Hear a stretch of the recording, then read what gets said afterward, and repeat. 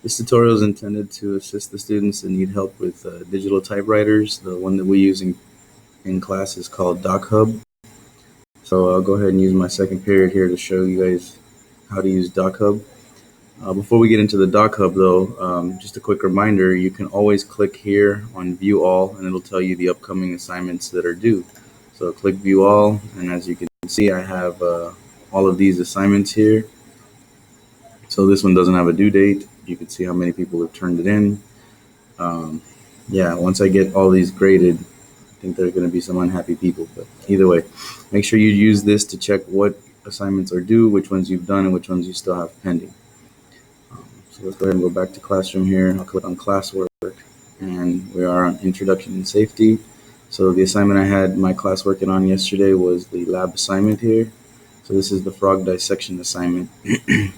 So this is the one that you need to type into. If you look up here at the top, you'll have one that says guide. So this one will give you the guide and give you the information of the frog. This is the one you need to complete for the grade. So when you click on this document, you're going to be prompted with this dialog. Go ahead and click on this 3 dots on the top right, and then open a new window. As long as you're using a Chrome browser, you'll have this prompt right here and it'll pop up, and go to Dochub.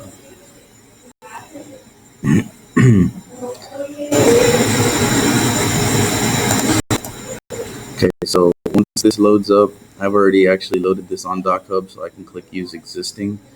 For you guys, it shouldn't get this pop up, but if it ever does, you can use Existing. Just keep in mind, if you use Existing, if you have typed any of the information on here, it'll erase it and put the blank one. So I know I'm loading a blank doc. Now find the area that you need to type into. So, oh look, it didn't actually erase what I already had, so it just copied it. So I have the same document. Now, in order for you to put an answer here, you just click on this A for text, put the text where you want to. It kind of shows you where the text is going to be. So I want the text there. Heart, right? And then let's say we had answer 2, but I wanted it to be spaced out accordingly to fit onto that line there. So that you just keep hitting here on line spacing. This is the line spacing button. Keep hitting up until the spacing between the words is the way you want it. So 3 is maximum.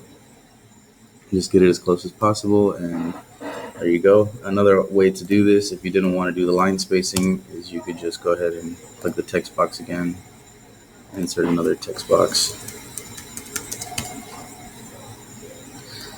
All right, so then once you're done, you're going to go ahead and click Download Export. You're going to click Google Drive. So I already have one with this name, so it's going to say Update Existing. But if I click on Create New Copy, it gives me the option to name it. So I can say Frog Dissection Assignment 02, and then I can click Export to Drive. So that assignment will be there. Now when you go back to Classroom,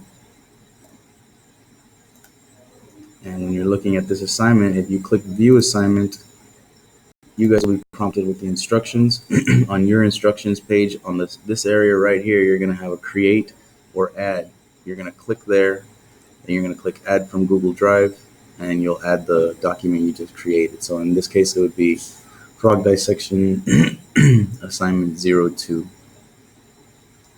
Hopefully you found this helpful. If you still have any questions, go ahead and ask them.